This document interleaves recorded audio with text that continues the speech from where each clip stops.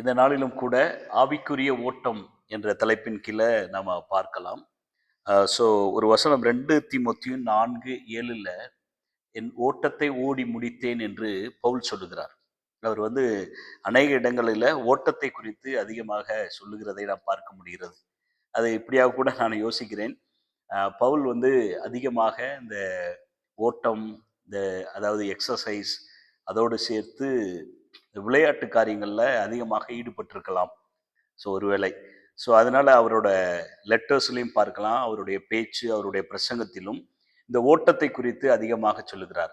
அவர் எப்படி கம்பேர் பண்ணுகிறார் என்று பார்த்தோம் என்றால், அது ஒரு ஆவிக்குரிய ஓட்டம். அதாவது தேவனுடைய பிள்ளைகள், நம்மளுக்கென்று ஆண்டவர் ஒரு ஓட்டத்தை வைத்திருக்கிறார். அந்த ஓட்டத்துல நாம் எப்படி ஓட வேண்டும், எப்படி ஓட்டத்தை ஓடி முடிக்க வேண்டும். அவர் சொல்லுகிறார், நான் ஓட்டத்தை ஓடி முடித்தேன் என்று.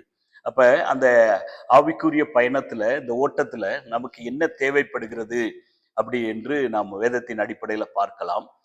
முதலாவதாக 1 கொரிந்தியர் 9வது அதிகாரம் 25வது வசனத்துல போடப்பட்டிருக்கிறது. பந்தயத்திற்கு போராடுகிற யாவரும் எல்லாவற்றிலும் இச்சையடக்கமாய் இருப்பார்கள். முதலாவதாக இச்சையடக்கம்.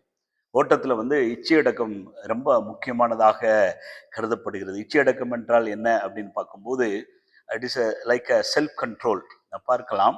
அதாவது ஒரு ஒழுக்கமான வாழ்க்கை, நம்மளோட ஆவிக்குரிய ஓட்டத்துல ஒழுக்கமான வாழ்க்கை ரொம்ப தேவைப்படுகிறது. நிறைய நேரங்கள்ல தேவையில்லாமல் நேரத்தை செலவழிக்கலாம்.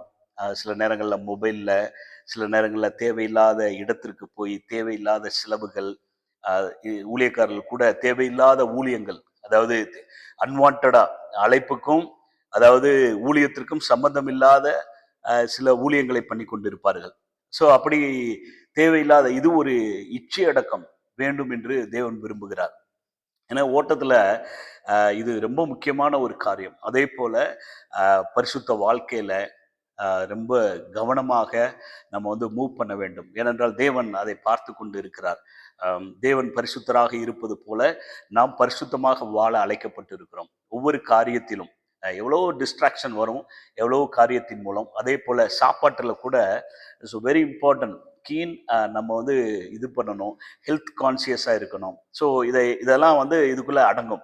ஒரு இச்சை அடக்கம், ஒரு டிசிப்ளின் லைஃப். எப்படி ஒரு ஓட்டப்பந்தயத்திற்கு அவர் நிறைய பெரிய பெரிய ஸ்டார்ஸ் அவங்கெல்லாம் ஓட்டப்பந்தயத்தில் எப்படி ஜெயித்தோம் அப்படின்னு சொல்லும்போது சொல்லுவார்கள், 2 வருடம் 3 வருடம் அப்படி அதிகமாக பிரயாசப்பட்டு வி ட்ரெயின் அவர் செல்ஃப், மைண்டை, நேரங்களை, உடலை, மற்ற காரியங்கள் எல்லாம். அது போல ஆவிக்குரிய வாழ்க்கையிலும் த discipline life is very very important.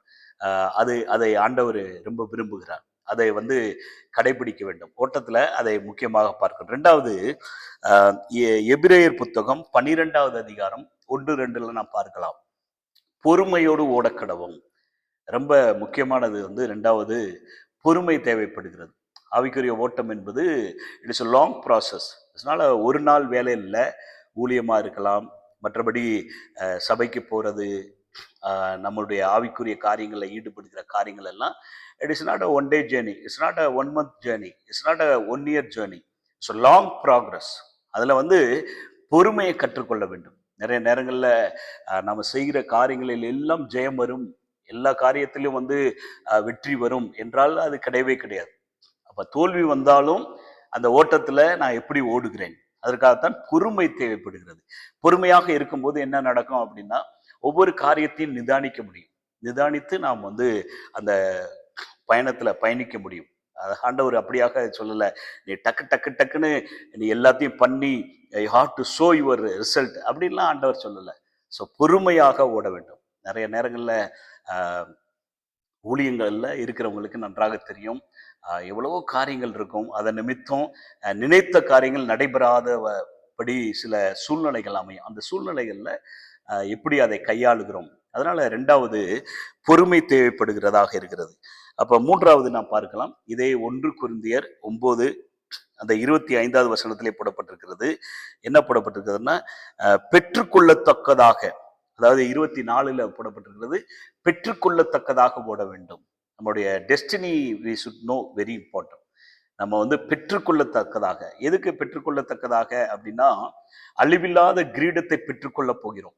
So ஆண்டவர் வந்து is going to give a great reward after this journey. இந்த எர்த்லி ஜேர்னி முடிகிறதுக்கு அப்புறம் ஆண்டவர் வந்து நமக்கு ஒரு நல்ல ஒரு பரிசை கொடுக்க போகிறார். ஸோ அதனால பெற்றுக்கொள்ளத்தக்கதாக ஓட வேண்டும். அதுக்கு என்ன செய்யணும் அப்படின்னா, அந்த வசனத்திலேயே எபிரேயர் புத்தகத்தில் போடப்பட்டிருக்கிறது, விசுவாசத்தை துவக்கிறவரும் முடிக்கிறவருமாய் இயேசுவை நோக்கி ஓட வேண்டும். நமக்கு மாடல் வந்து ஜீசஸ் தான். அவர் தான் இந்த உலகத்தில் வந்து மனிதனாக இருந்தார், தேவனாகவும் இருந்தார். நாம் பார்க்கிறோம் அவர் எப்படி அவருடைய ஊழியங்கள் இருந்தது, எப்படி அவருடைய வாழ்க்கை இருந்தது. ஸோ நிறைய நேரங்களில் நமக்கு சோர்வு வரும்போது, கஷ்டம் வரும்போது, இயேசுவோட அந்த லைஃப் ஸ்டைல், அவருடைய வாழ்க்கை முறையை நாம் வந்து அதிகமாக படித்து அதை மனனம் செய்யும் போது அதிலிருந்து அநேக சத்தியத்தை நாம் கற்றுக்கொள்ள முடியும். அதுல இருந்து நம்ம ஒரு உற்சாகத்தை பெற்றுக்கொள்ள முடியும். அநேக நேரங்களில் உற்சாகம் இழந்த சூழ்நிலையில கூட இருக்கலாம். But we have to focus on Jesus.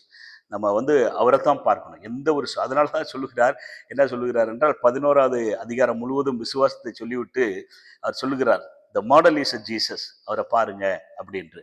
அப்பதான் அந்த விசுவாசம் வளரும். அதனால வி ஹாவ் டு பெற்றுக்கொள்ளத்தக்கதை ஓடுவதற்கு நமக்கு விசுவாசம் தேவைப்படுகிறது. ஸோ கடைசியாக ஒன்று நான் ஆட் பண்ண விரும்புகிறேன். இந்த ஓட்டப்பந்தயத்தில் ஓடும்போது என்னன்னா, அவர் இயேசுவை பார்த்து நம்ம ஓட வேண்டும், இச்சையடக்கத்தை கையாள வேண்டும், பொறுமையோடு ஓட வேண்டும். அதோடு சேர்த்து வெரி இம்பார்ட்டன்ட், மற்றவர்களை கம்பேர் பண்ணக்கூடாது. நம்முடைய அழைப்பு என்ன, நம்முடைய ஊழியம் என்ன, நம்முடைய ட்ராக் என்ன, we have to focus on our track.